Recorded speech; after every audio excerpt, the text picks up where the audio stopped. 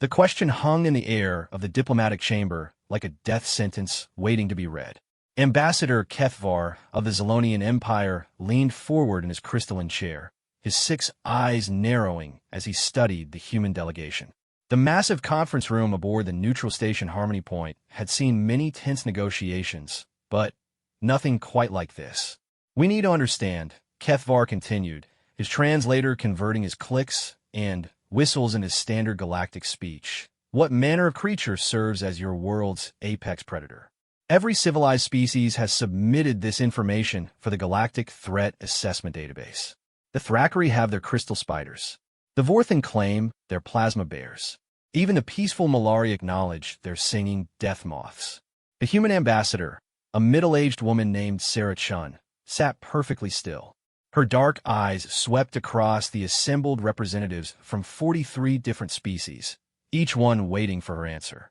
Some leaned forward with scientific curiosity, others shifted nervously in their seats, and a few, the more warlike species, watched with predatory interest.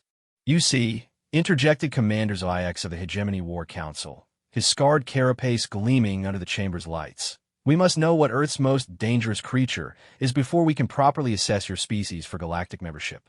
Every world has produced something terrible in the crucible of evolution. Something that sits at the top of the food chain, that has shaped every other life form on the planet through fear and necessity." Sarah's lips twitched slightly. "Oh, we have plenty of dangerous creatures on Earth." "Excellent," Kethvar said, his translator adding a note of satisfaction. "Please elaborate. Our xenobiologists are quite eager to catalog Earth's apex predator." Sarah glanced at the other humans in her delegation. Dr. James Morrison, the team's xenobiologist, was trying very hard not to smile. Captain Maria Rodriguez, their military liaison, had one hand casually resting near her sidearm, not in threat, but in a gesture so unconsciously predatory that several alien delegates had noticed and grown uncomfortable. "Well," Sarah began slowly, "there are great white sharks in our oceans. They're incredible hunters, silent, efficient, perfectly evolved killing machines that have remained virtually unchanged for millions of years. They can smell a single drop of blood from miles away." The assembled aliens made various sounds of appreciation and concern. The aquatic Delpari delegation exchanged worried glances through their water-filled helmets. "But," Sarah continued, "sharks aren't really our apex predator on land. On land, we have things like lions, tigers, bears. Grizzly bears can weigh up to 800 pounds of pure muscle and aggression. They can run faster than our fastest human athletes, climb trees, and their claws can slice through metal." More murmurs rippled through the chamber. Several delegates were frantically taking notes. "Then there are our tigers," Sarah said, warming to her subject. "Solitary hunters, perfectly camouflaged, capable of taking down prey 3 times their size. They're so quiet they can sneak up on anything, so strong they can drag a full-grown buffalo up a tree."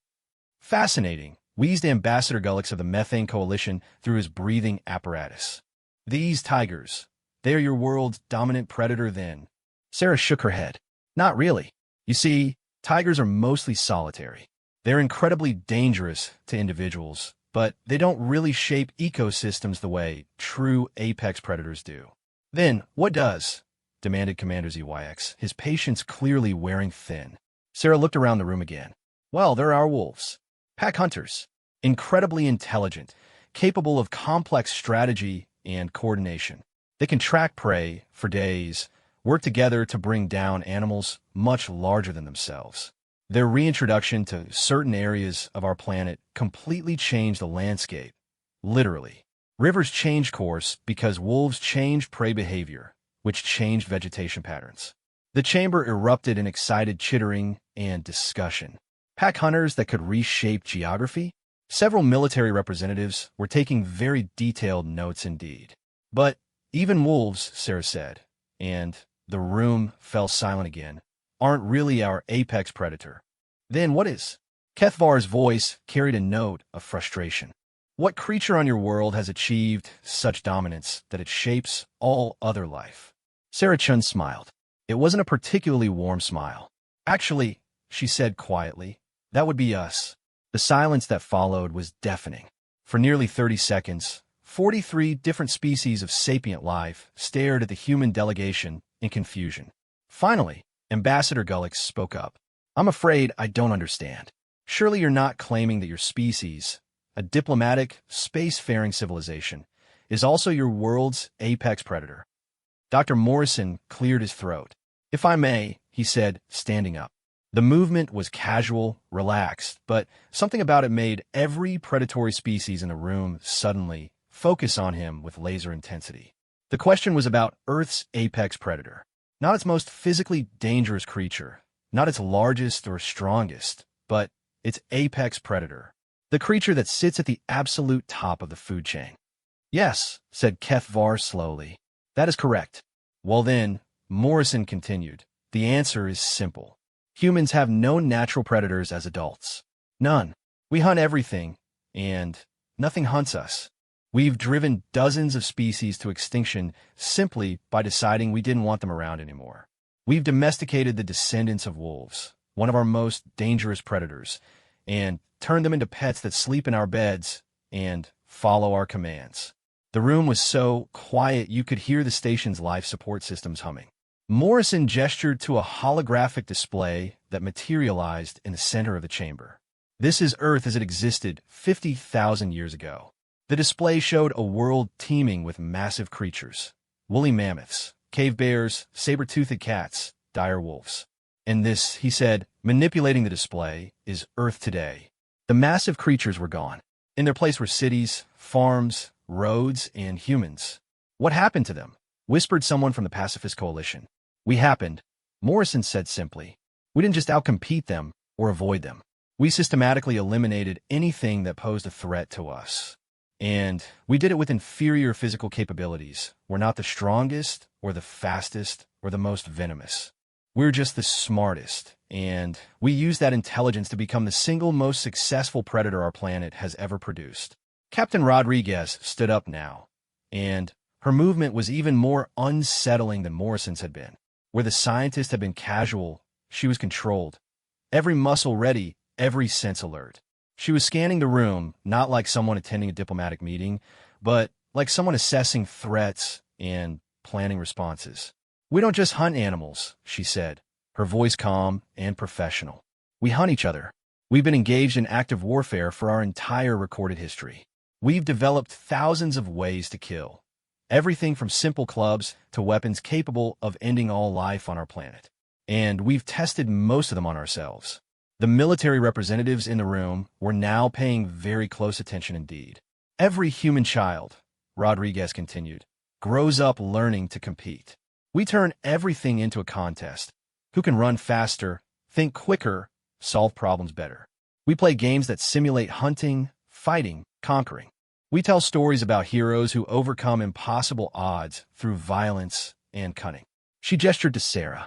Ambassador Chun here holds black belts in 3 different martial arts. Dr. Morrison is an expert marksman who can hit a target at 500 meters. I've personally killed 47 people in combat situations and received medals for it. The chamber erupted in chaos. Delegates were shouting, clicking, whistling, and making various other sound of alarm.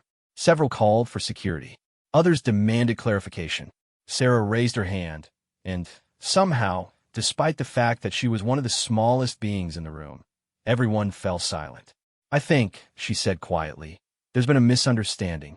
She stood up, and, like the others before her, her movement was wrong somehow. Too controlled, too aware, too ready. You asked about our apex predator, she continued. You wanted to know what creature on Earth was so dangerous, so successful, so dominant that it shaped all other life on our planet through fear and necessity. She paused, looking around the room. That's us. We're not a diplomatic species that happens to come from Earth. We're Earth's apex predator that happens to have developed diplomacy. Every single human in this room, every single human anywhere, is a descendant of the most successful hunters in our planet's history. Ambassador Kethvar's 6 eyes were wide with something between fascination and horror. But you're civilized. You have art, music, philosophy, so do some of our prey animals, Sarah interrupted gently. Dolphins have complex languages and social structures. Elephants mourn their dead and create art. Whales sing songs that can travel across entire oceans. We still hunted them to near extinction because we wanted their oil for our lamps. The room was dead silent again. The question, Sarah continued, wasn't whether we're nice. The question was what Earth's apex predator is. And the answer is that 43 different species of galactic civilization are currently in a room with a delegation of apex predators, asking those predators to please explain how dangerous they are. She smiled again, and this time several delegates actually flinched. So, she said pleasantly, shall we discuss Earth's application for galactic membership? The delegates looked around at each other, then back at the humans, then at each other again. Nobody seemed quite sure what to say. Finally, Commander ZYX spoke up. His voice was very careful, very controlled. Perhaps, he said slowly, we should schedule a recess to review our assessment procedures. Of course, Sarah said, settling back into her chair with fluid grace. Take all the time you need. As the various delegations filed out of the chamber, some quickly, some very quickly, and some backing away while maintaining eye contact, Dr. Morrison leaned over to Sarah. Think we made our point? He whispered. Sarah watched the last of the delegates leave, noting how many of them kept glancing back over their shoulders. Oh yes, she said softly. I think they're beginning to understand exactly what they're dealing with. The chamber doors sealed shut, leaving the human delegation alone. For a moment, they sat in silence. Then, Captain Rodriguez chuckled. Did you see the hegemony delegation? I thought Commander ZYX was at a molt right there on the spot. The Pacifist Coalition representatives looked like they were about to faint, Dr. Morrison added. I don't think they've ever heard anyone casually mention killing 47 people before. Sarah nodded, but her expression remained thoughtful. This is just the beginning, she said. Now they know what we are. The real question is, what are they going to do about it? Outside the chamber, emergency meetings were already being called. Threat assessments were being revised. Military preparations were being discussed in hushed, urgent tones. The humans had answered the question about Earth's apex predator. Now, the galaxy had to figure out what to do with that answer. The emergency session convened 18 hours after the humans had delivered their revelation. In a secured chamber 3 levels below the main diplomatic quarters, representatives from the major galactic powers huddled around a holographic display showing every piece of data they'd managed to gather about humanity in the past day. It wasn't much, and what little they had was terrifying. Initial scans of their home system confirmed the presence of multiple artificial satellites, extensive industrial infrastructure, and what appears to be a complete network of planetary defense systems, reported technical analyst Vorth, his tentacles dancing across the data interface. But more concerning are the energy signatures we're detecting. The hologram zoomed in on Earth itself, showing a blue-green world that looked deceptively peaceful from space. Red markers began appearing across the surface. These are confirmed military installations, Vorth continued. We've identified over 12,000 separate facilities devoted to warfare. And these are just the ones they're not bothering to hide. Ambassador Kethvar's translator crackled with static as he processed this information. 12,000? That seems excessive. It gets worse, said Intelligence Coordinator Hickstal of the Surveillance Guild. Her multiple eyes blinked in sequence as she accessed deeper files. We've managed to intercept and decode some of their historical records. The humans haven't just been at war continuously, they've been at war with themselves. The chamber fell silent except for the hum of life support systems. Explain, demanded General Korik of the Military Coordination Council. Hickstal manipulated the display, showing Earth's continents. Different colors began washing across the landmasses. These represent different human nations and territories over the past 5,000 years of their recorded history. Watch what happens. The colors began shifting, flowing, clashing against each other in an ever-changing pattern of conflict and conquest. Empires rose and fell, borders shifted constantly, and the entire planetary surface seemed to writhe with endless warfare. They fight constantly, Hickstal explained. Not just border skirmishes or resource disputes, total wars involving their entire species. And they've gotten very, very good at it. The display zoomed in on specific historical events. This conflict lasted 6 years and involved over 100 million combatants. This one was so devastating they call it the Great War. until they had an even worse one 21 years later. This nuclear exchange lasted only hours, but could have ended all life on their planet. Nuclear exchange? General Korik leaned forward, his armor plates scraping against each other. You mean they have planet-killer weapons? They have planet-killer weapons, Higgs Tau confirmed, and they've used them. On themselves. Multiple times. The chamber erupted in horrified chittering and clicking. Several delegates made religious gestures or invoked protection prayers. But that's not even the worst part, Higgs Tau continued, and somehow managed to make the room even quieter than before. The worst part is what they do when they're not fighting each other. The display shifted to show images and video feeds from human civilization. Cities sprawling across continents. Massive ships crossing oceans. Aircraft filling skies. Industrial complexes that stretch to the horizon. They dominate their environment completely, she explained. Look at their cities. They've completely reshaped the landscape to suit their needs. They've diverted rivers, leveled mountains, drained seas. They've taken every useful mineral from the ground and every useful resource from the oceans. More images flashed by. Humans in spacesuits working on orbital platforms. Massive mining operations that had carved entire canyons.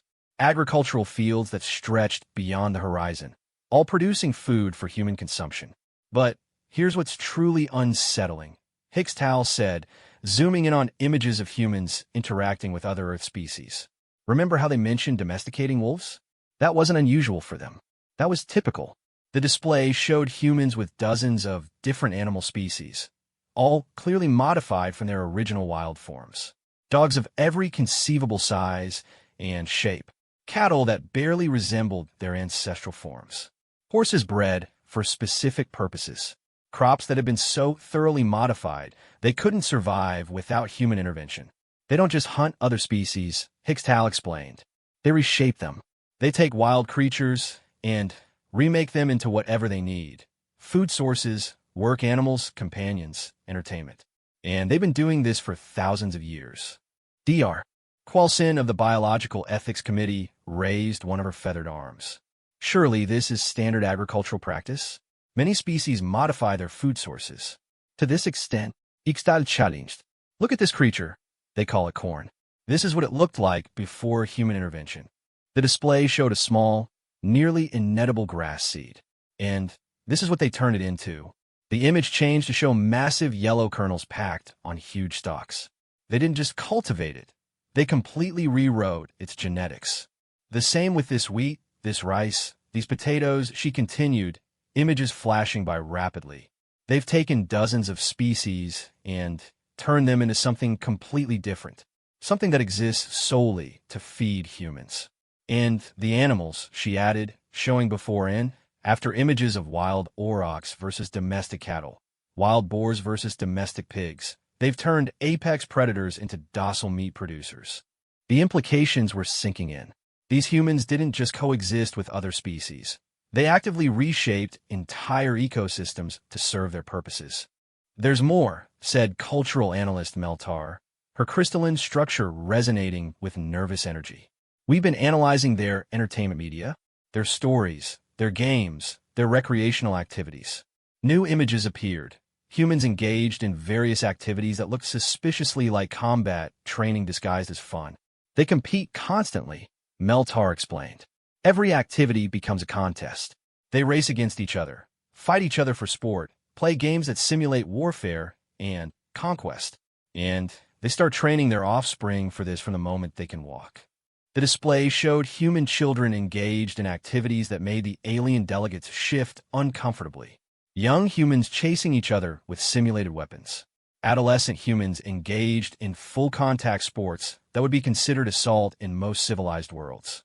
Adult humans voluntarily entering combat sports where the objective was to physically dominate and subdue opponents.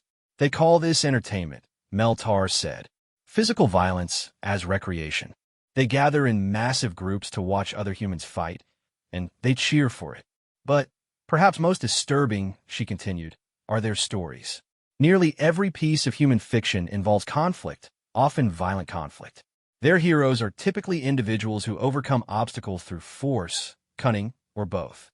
They have entire genres of entertainment devoted to war, combat, and survival scenarios. The chamber was growing colder as delegates contemplated these revelations. Several were already making discreet communications to their home governments. Economic Assessor Trillcan raised his sensor cluster. What about their economic systems? Surely a species capable of interstellar travel has moved beyond resource competition. Intelligence Coordinator Hickstal's multiple eyes focused on him with what could only be described as sympathy. I'm afraid not. Their entire economic system is based on competition. Individual humans, groups of humans, entire human nations constantly compete for resources, markets, and advantage. They've turned scarcity into a driving force of innovation. But that's impossible, protested Trade Representative Zinthara. No species can maintain technological advancement while wasting resources on competition. It's economically inefficient. That's exactly the point, Hickstal replied. Humans have turned inefficiency into a strength. Because they're constantly fighting each other, they're constantly developing better ways to fight. Better weapons, better defenses, better strategies. Their military technology has driven their civilian technology for millennia. The display showed a timeline of human technological development. Every major advance, from metallurgy to electronics to spaceflight, had military applications. They reached space because they wanted better ways to deliver weapons to their enemies, Hickstal explained. They developed global communications because they needed better military coordination. They created their most powerful energy sources because they wanted more destructive weapons. Their entire technological civilization, she concluded, is a byproduct of their drive to be better at warfare. General Korik's armor was now clicking rhythmically, a sign of extreme agitation in a species. Are you telling us that these humans have spent thousands of years in constant warfare, developing better and better weapons, while simultaneously domesticating and reshaping every other species on their planet to serve their needs? That's exactly what I'm telling you, Hickstal confirmed. The silence stretched on for several minutes as the assembled delegates tried to process what they'd learned. Finally, Ambassador Kethvar spoke. What do we know about their current military capabilities? Hickstal's expression, if it could be called that, grew even more grim. Based on our scans and their own historical records, we estimate they could sterilize the surface of any planet in this sector within 72 hours. They have weapon systems that could crack moons, ships that could ram through our heaviest defenses, and manufacturing capabilities that could produce war materials faster than we could destroy them.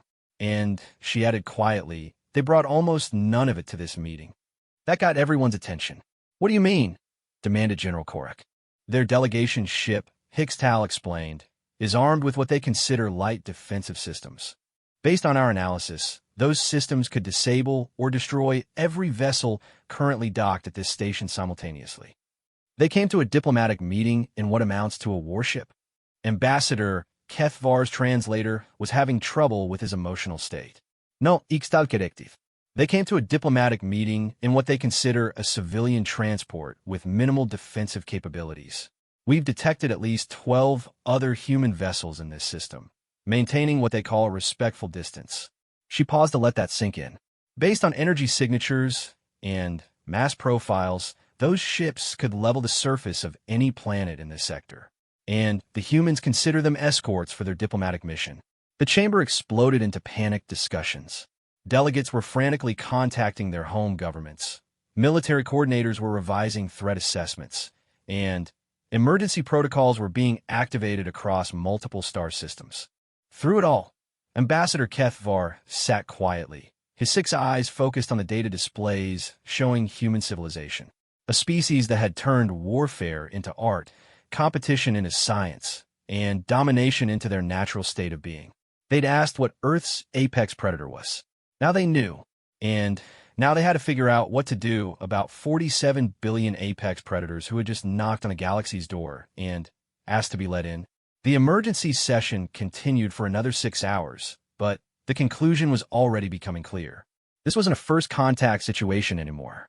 This was a containment crisis, and nobody was quite sure if containment was even possible. The morning after the emergency session, Ambassador Sarachan was enjoying what humans called coffee in the station's observation deck, when she noticed she was no longer alone. Every table around her was empty, but there were security personnel from at least 6 different species trying very hard to look casual while keeping her under surveillance. She took another sip of her coffee and watched the stars through the massive transparent aluminum windows. Earth wasn't visible from here, but she knew it was out there, along with the 12 escort vessels that were apparently causing quite a stir among the galactic intelligence community. "Excuse me, Ambassador."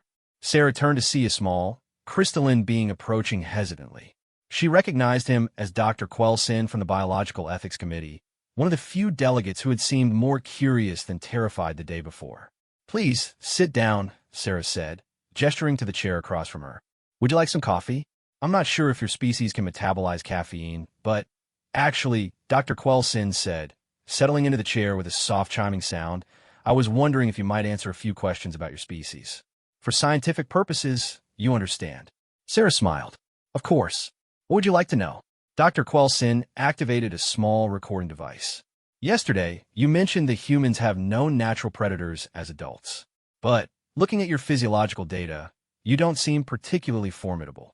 You're not especially large, strong, fast, or well-armed from a biological standpoint." "That's true," Sarah agreed. "In fact, by most physical standards, we're remarkably fragile.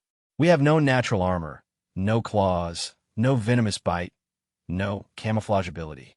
Our sense of smell is terrible, our hearing is mediocre, and our eyesight is only decent in daylight. Then, how did you become apex predators?" Sarah considered this question while taking another sip of coffee. "We cheat." Dr. Quelsin's crystalline structure flickered with confusion. "I don't understand." "We don't fight fair," Sarah explained. "Every other predator on Earth has to rely on the tools evolution gave them. We make our own tools, better tools, and we share them." She gestured toward the observation window. "See, most predators are solitary hunters, or they hunt in small family groups. Even pack hunters like wolves rarely coordinate in groups larger than a dozen or so. But humans? We can coordinate in groups of thousands, millions, even billions. But surely other sapient species also coordinate, not like us," Sarah interrupted gently. "Not from the beginning. We were persistence hunters before we were tool users. We were pack hunters before we were sapient. We evolved the ability to coordinate and communicate in large groups specifically for the purpose of bringing down prey." Dr. Quelsin leaned forward, his natural curiosity overriding his species' natural caution. "Persistence hunters? Our ancestors would pick out a prey animal, usually something much larger and stronger than us, and we just follow it. For hours, sometimes for days. Most animals can run faster than humans over short distances, but very few can run as far as humans can walk. So we just keep following, never giving up, never stopping until the prey animal collapsed from exhaustion." Sarah's smile grew a bit sharper. "Then we'd walk up to it and kill it with rocks." The crystalline being shimmered nervously. "That sounds relentless." "It is. And that's before we learn to make spears, bows, traps, and eventually weapons that could kill at a distance. But the persistence part, that's still there. We don't give up. Ever. But you also mentioned cooperation, right? Imagine you're a mammoth. That's a large, woolly herbivore that our ancestors used to hunt. You're browsing peacefully when you notice a small, hairless biped watching you from the tree line. No big deal, right? You're 10 times its size, you have huge tusks, thick hide, massive strength. This tiny creature is no threat." Sarah paused to take another sip of coffee. "But then you notice there are more of them. A lot more. And they're not just watching you randomly, they're coordinating. Some are moving to cut off your escape routes. Others are preparing spears and fire. Still others are communicating with members of their pack that you can't even see, who might be setting up an ambush miles away along the path you were planning to take. Suddenly, you realize you're not dealing with one small predator. You're dealing with dozens of them, all working together, all sharing information, all focused on one goal, killing you." Dr. Quelsin's structure had grown noticeably dimmer. "And this cooperation, it's instinctual?" "As instinctual as breathing," Sarah confirmed. "Watch human children at play sometime. Without any training, they'll automatically form teams, develop strategies, coordinate attacks, share resources, and work together toward common goals. And if one group of human children encounters another group, they'll compete, not just as individuals, but as organized units. But surely this cooperation would break down when resources become scarce, Sarah laughed, and the sound made several of the surveillance operatives tense visibly. That's when human cooperation becomes most deadly. When we're threatened or when resources are limited, humans don't become less cooperative. We become more unified. We form larger groups, tighter bonds, more efficient organizational structures. She gestured again toward the window. Those 12 ships out there, each one has a crew of several hundred humans. Every single person on those ships is willing to die to protect the others. Not because they've been programmed or conditioned, but because that's how humans naturally respond to external threats. We call it us versus them thinking, and it's one of our most powerful evolutionary advantages. When humans identify a common enemy or a common goal, we can coordinate the actions of millions of people with incredible efficiency. Dr. Quelsin was quiet for several minutes, processing this information. Finally, he spoke again. Yesterday, Captain Rodriguez mentioned that you've been at war with each other for your entire history. How does that fit with this cooperation? Sarah's expression grew more serious. That's the truly scary part. Humans cooperate incredibly well within our groups, but we're very good at defining who's in our group and who's outside it. And anyone outside our group is potential competition. So you fight other humans with the same relentless coordination that we use to hunt other species. Human warfare isn't just about individual combat. It's about massive, organized efforts involving entire populations. We mobilize our economic systems, our manufacturing capabilities, our technological development, all for the purpose of defeating other groups of humans. And this makes you better at warfare? It makes us better at everything, Sarah said. Competition drives innovation. When you're fighting for survival against other groups that are just as intelligent and just as determined as you are, you have to constantly improve. Better weapons, better defenses, better strategies, better technology. She pulled out her personal communicator, a device that would have seemed like magic to any human from just a century earlier. This device can instantly connect me to anyone on those ships, or back on Earth, or anywhere in human space. It can access the accumulated knowledge of our entire civilization, perform calculations that would have taken teams of mathematicians years to complete, and coordinate complex activities across multiple star systems.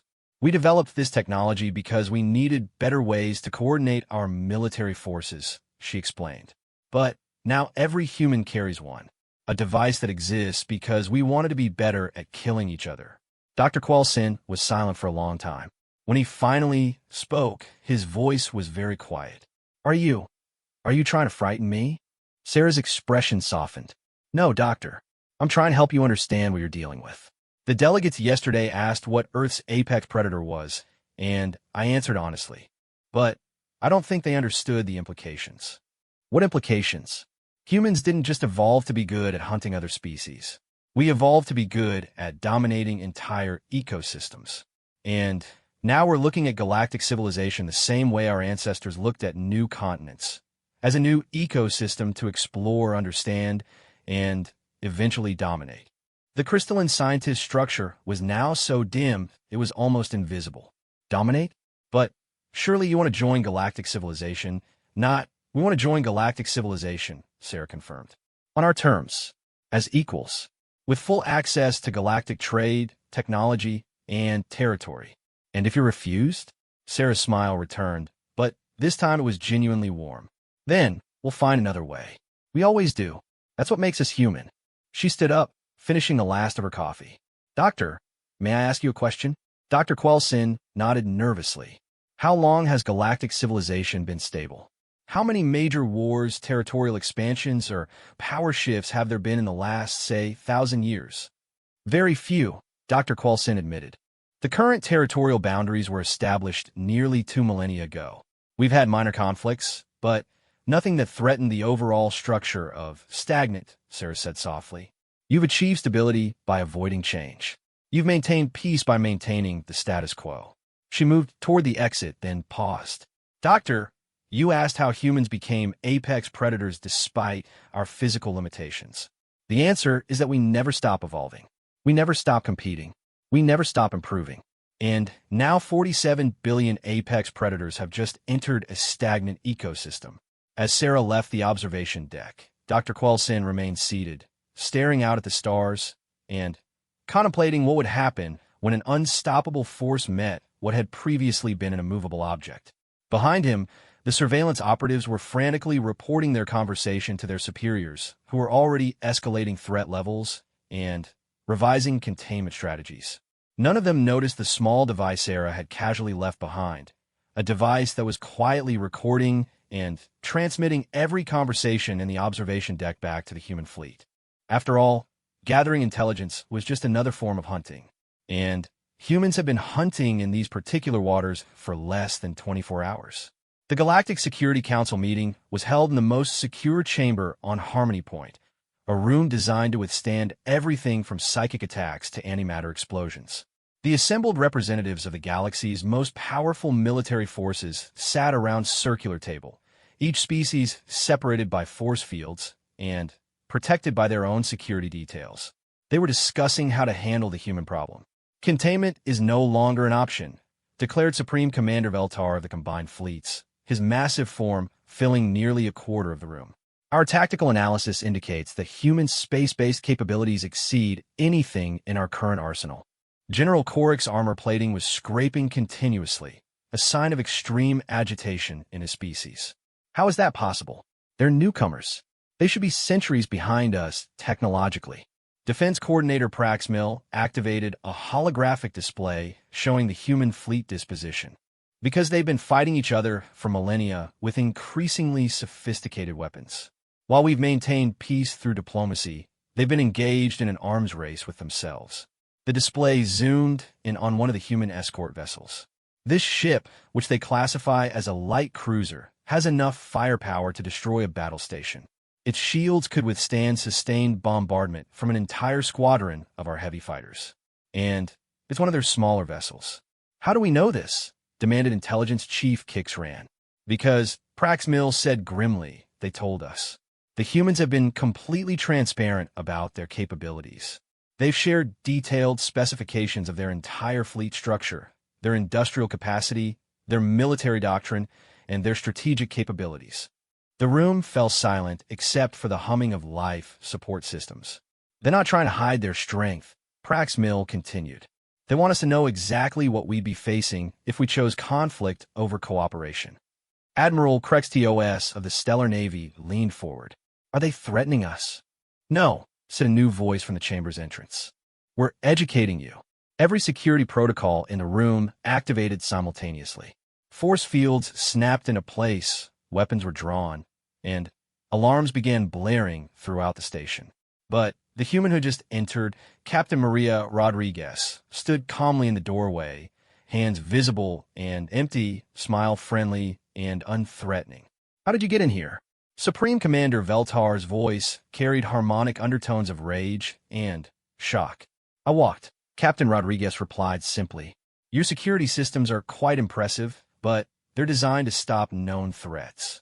We represent an unknown threat paradigm. Security forces were flooding the chamber, but none of them seemed quite sure what to do about the lone human who had somehow bypassed every defensive system on the station. Are you here to kill us? General Korik demanded, his hand on his sidearm. Captain Rodriguez laughed, a sound that somehow made every predatory species in the room bristle with instinctive alertness. If I were here to kill you, you'd already be dead. I'm here to have a conversation. This is a closed session, Admiral Krextos protested. You have no authority. I have the authority that you gave me when you started discussing military action against my species, Rodriguez interrupted, her tone remaining conversational. The moment this became a military planning session instead of a diplomatic discussion, it became my business.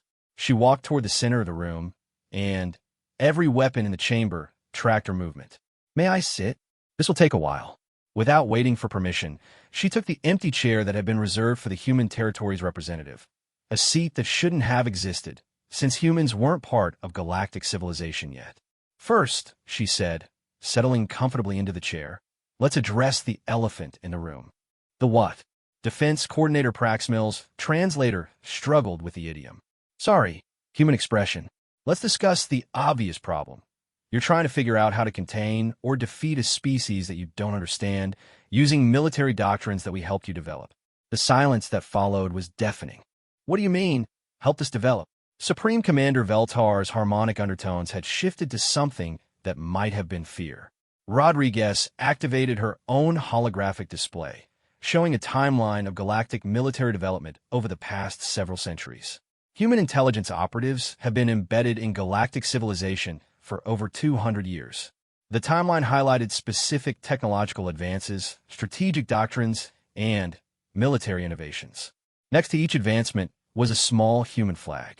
Improved shield harmonics, developed by Dr. Sarah Kim, operating under the identity DAR, Sauron Kaimal on Rigel 6. Enhanced missile guidance systems, created by Lieutenant Commander James Chun, working as Technical Specialist Jem Es Chennai for the Hegemony Defense Contractors. Advanced Fleet Coordination Protocols, designed by Admiral Lisa Thompson, serving as Strategic Advisor Lisa S.A. Thompson for the combined fleets. Each revelation hit the assembled military leaders like a physical blow. Your current defensive strategies, Rodriguez continued, were developed by humans who have been studying your weaknesses for 2 centuries while building systems designed to be vulnerable to human attack patterns. General Korik's armor was now clicking so rapidly it sounded like gunfire. Impossible. We would have detected. You detected exactly what we wanted you to detect, Rodriguez said calmly. Humans are very good at camouflage. Not just physical camouflage, but social and cultural camouflage. We sent our people to your academies, your military institutions, your research facilities. We learned your languages, studied your customs, understood your psychology. The display changed to show hundreds of faces. Humans have been living and working within galactic civilization for generations, undetected. Every major military installation in this sector has human personnel, Rodriguez explained. Every strategic planning session has had human input. Every defensive protocol has been reviewed by human analysts. This is a declaration of war, Admiral Krekta said, his voice barely above a whisper. This is a declaration of competence, Rodriguez corrected. We've been preparing for first contact with galactic civilization for centuries. The difference is that you thought first contact meant we would arrive as supplicants, seeking admission to your club. We approached it as a military operation, with the goal of ensuring human survival and prosperity in a potentially hostile galaxy. She stood up and began walking around the table, and several delegates involuntarily leaned away from her. You asked yesterday what Earth's apex predator was, she said. But you didn't ask the follow-up question, what happens when apex predators enter a new territory? They establish dominance, Defense Coordinator Prax Mill said quietly. Exactly. They map the territory, identify the existing power structures, assess the threats and opportunities, and then they begin the process of establishing themselves at the top of the local food chain. Rodriguez stopped behind Supreme Commander Veltar's chair. We've been mapping galactic civilization for 200 years. We've identified the power structures, military, economic, and political. We've assessed the threats, which are minimal, and the opportunities, which are enormous. And now you're ready to establish dominance, Intelligence Chief Kix Rance said. We're ready to take our place as equals, Rodriguez corrected. The dominance part is only necessary if you force us to compete instead of cooperate. She returned to her chair and sat down. Let me explain how this is going to work. Humans will be granted full membership in galactic civilization, with all the rights and privileges that entails. We will have access to galactic trade networks, territorial expansion rights, and representation in all governing bodies. And if we refuse, Admiral Krextos asked, then you'll be competing with a species that has spent its entire evolutionary history becoming better at competition, Rodriguez said. And, frankly, based on what we've observed over the past 2 centuries, that's not a competition you can win. The display changed again, showing comparative analyses of human versus galactic military capabilities, industrial capacity, technological development rates, and population growth. We reproduce faster than you do, Rodriguez explained. We innovate faster than you do. We adapt faster than you do. We fight harder than you do. We work longer than you do. And we want it more than you do. Most importantly, she continued, we're willing to pay prices that you're not willing to pay. Human soldiers will die for causes that your people won't even fight for. Human workers will labor under conditions that your species consider unacceptable. Human explorers will venture into territories that you consider too dangerous. That doesn't sound like cooperation, General Korik observed. It doesn't have to be competition either, Rodriguez replied. Humans are very good at cooperation when it benefits us. We've been cooperating with each other for millennia. Sometimes. The question is whether you want us as partners or as rivals. She stood up again, preparing to leave. The choice is yours, but I should mention that this conversation has been recorded and transmitted to Human Command. They now know that you've been discussing military action against our species. Are you threatening us again? Supreme Commander Veltar demanded. I'm informing you, Rodriguez said. Human military doctrine calls for preemptive action when faced with existential threats. If you're planning to attack us, we'll attack you first. If you're planning to contain us, we'll expand into your territory before you can implement containment. If you're planning to isolate us, we'll integrate so deeply into your civilization that isolation becomes impossible. She reached the chamber entrance and paused. Or you can accept our membership application and let us contribute our capabilities to galactic civilization instead of using them against galactic civilization. Contribution, Defense Coordinator Praxmil asked. Humans have solved problems that have been troubling galactic civilization for millennia, Rodriguez explained. The scourge beyond the rim? We know how to defeat them. The resource depletion crisis in the outer sectors? We have solutions. The territorial disputes that have been festering for centuries? We specialize in conflict resolution. The price is equal partnership and equal representation. The alternative is watching us solve these problems anyway, but for our benefit instead of yours. With that, Captain Rodriguez walked out of the most secure chamber on the station, leaving behind a room full of military commanders who were beginning to understand that everything they thought they knew about power balance in the galaxy had just changed. Supreme Commander Veltar was the first to break the stunned silence. Options. We could try to organize a preemptive strike, Admiral Krexoas suggested, but his tone indicated he already knew how that would end. Against a species that's been embedded in our military structure for 2 centuries? General Korik's armor had finally stopped clicking. A species that knows all our weaknesses and has been designing our defenses to be vulnerable to their attacks. We could try isolation, Defense Coordinator Praxmil offered. How do you isolate a species that's already integrated into our civilization? Intelligence Chief, Kixran asked. They have people in our governments, our militaries, our research institutions. They probably have people in our homes. The room fell silent again as the implications sank in. Finally, Supreme Commander Veltar spoke the words that would reshape galactic civilization, send a message to the Galactic Council. Tell them we recommend immediate approval of the human membership application. Are we surrendering? Admiral Krextios asked. No, Veltar replied, looking out at the stars where human ships waited with infinite patience. We're evolving. 5 years after the humans joined galactic civilization, Ambassador Sarah Chun stood once again in the diplomatic chamber aboard Harmony Point. The room looked much the same, but everything else had changed. The delegates around the table represented not 43 species, but 57. The scourge beyond the rim had been not just defeated, but integrated into galactic civilization after human diplomats had discovered they weren't invaders, but refugees fleeing an environmental disaster in their home galaxy. 3 previously unknown species have been contacted and brought into the fold using human exploration techniques. And the resource crisis that had been slowly strangling the outer sectors had been solved using human industrial innovations. But today's meeting was about something else entirely. The question before us, announced Council Chairman Veltar. The former Supreme Commander had been elected to civilian leadership after the military restructuring, is whether to approve the establishment of human colonial expeditions beyond our current galactic borders. Ambassador Kethvar, now representing the newly formed Department of Interspecies Cooperation, leaned forward with his 6 eyes focused on Sarah. The humans are requesting permission to establish settlements in previously unexplored regions of space, regions that we've avoided because of their extreme hazards. The Maelstrom sector contains gravitational anomalies that could destroy entire fleets, added Dr. Quelsin, who had become the leading expert on human psychology after their first conversation. The Death Nebula is filled with radiation that would sterilize most known life forms. And the Dark Zone, he shuddered, his crystalline structure dimming. No ship that has entered the Dark Zone has ever returned.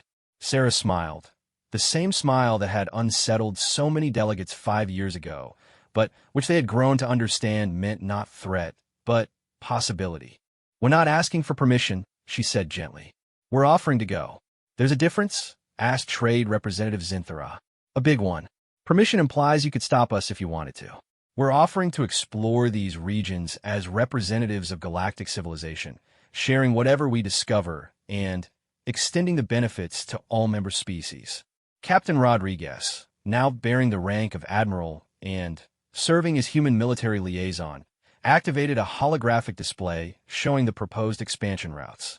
"The areas you've identified as hazardous," she explained, "represent significant opportunities for resource acquisition, scientific discovery, and territorial expansion. The gravitational anomalies in the Maelstrom sector could provide unlimited energy if properly harnessed. The radiation in the Death Nebula has unique properties that could revolutionize medical treatment. And the Dark Zone," she paused dramatically.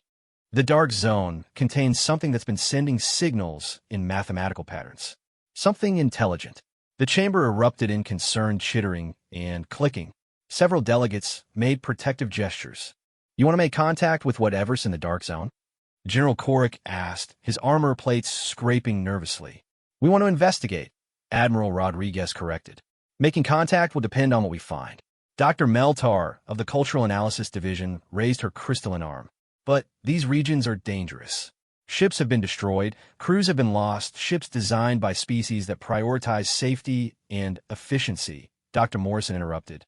He was now director of the Galactic Research Consortium and had spent the past 5 years revolutionizing scientific methodology across 47 different fields. "Human ships are designed by a species that prioritizes survivability and adaptability." The display changed to show comparative designs of galactic versus human spacecraft. Where galactic ships were elegant and efficient, human ships looked like they had been built specifically for war in the deepest parts of space. "Our exploration vessels," Morrison continued, "are designed to survive encounters with the unknown.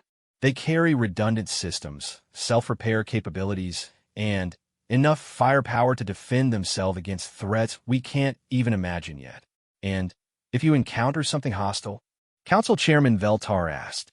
Sarah and Rodriguez exchanged a look that several delegates recognized by now, the look humans shared when they were contemplating something that would probably be very dangerous and definitely be very exciting. "Then we'll deal with it," Sarah said simply. "It's what we do. But what if you can't deal with it?" Dr. Quelson asked. "What if you encounter something that even humans can't handle?" "Then we'll learn from the encounter and try again," Admiral Rodriguez replied. "With better ships, better strategies, better preparation. And if that doesn't work, then we'll try again after that," Sarah said. "We don't give up, Doctor. We told you that 5 years ago." Economic Assessor Trilcan activated his sensor cluster. "What do you want from galactic civilization in exchange for this exploration?" "Nothing," Sarah said, and the simplicity of her answer clearly confused several delegates. "We're going anyway. We're offering to go as representatives of galactic civilization instead of just as humans." "You're going regardless of whether we approve?" Ambassador Kethvar asked. "Humans have been launching exploration missions in a hazardous space for the past 3 years," Admiral Rodriguez admitted. "We've already established forward bases in 17 star systems that galactic charts mark as uninhabitable. Some of them were uninhabitable," Dr. Morrison added helpfully. "We made them inhabitable." The silence that followed was filled with the familiar mix of fascination and terror that humans seem to inspire in other species. "You've been expanding without authorization," Council Chairman Veltar said slowly. "We've been exploring without restriction," Sarah corrected. "Human colonial charters don't recognize the concept of uninhabitable space. If we can get there and survive there, we can claim it. But what about galactic territorial agreements? What about them? These regions aren't claimed by anyone because everyone else considers them too dangerous to approach. By galactic law, Unexplored space is open to colonization by any species capable of establishing permanent settlements. Admiral Rodriguez smiled, and by now the delegates knew that expression meant the humans had been thinking several steps ahead of everyone else. We've not only established permanent settlements, she said, we've been conducting trade with indigenous species that you didn't know existed. The chamber exploded into chaos. Delegates were shouting questions, demanding explanations, and frantically consulting their legal databases. Indigenous species? Ambassador Kethvar's translator was struggling with his emotional state.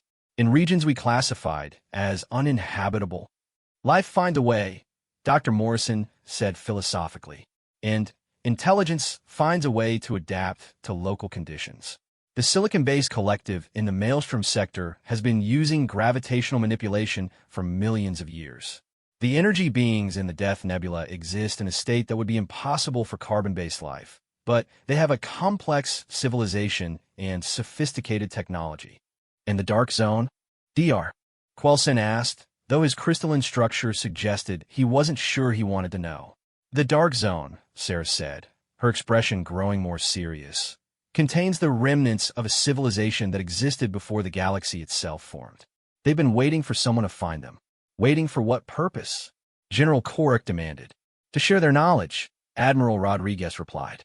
They're the last survivors of the previous galactic cycle, and they have information about cosmic events that occur every several billion years. Events that are about to happen again, Dr. Morrison added quietly. The chamber fell completely silent. Even the station's life support systems seemed to quiet down. How long?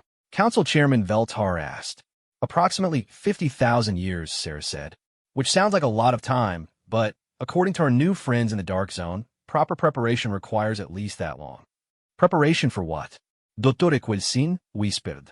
Galactic reconstruction, Admiral Rodriguez explained.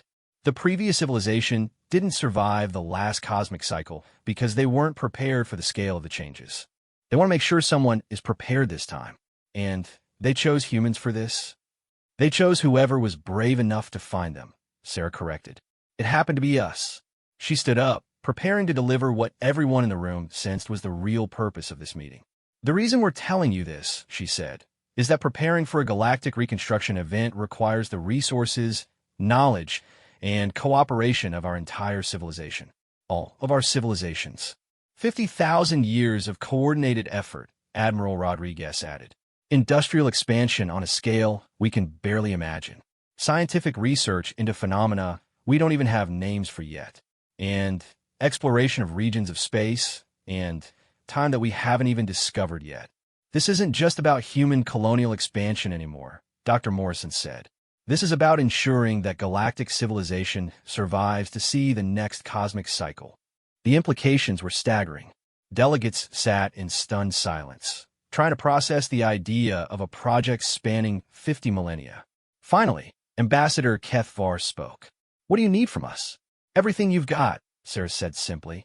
Every ship, every scientist, every engineer, every world. We need to transform galactic civilization from a collection of individual species maintaining separate territories into a unified force capable of reshaping reality itself. And in return, Sarah's smile returned, warmer and more genuine than any of them had ever seen from her. In return, your species gets to survive to see what comes after.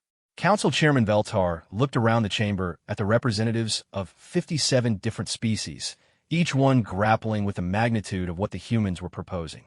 This is no longer about human membership in galactic civilization, he said slowly.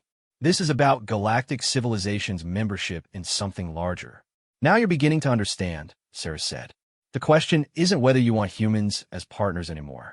The question is whether you want to be our partners in the greatest undertaking in the history of the galaxy.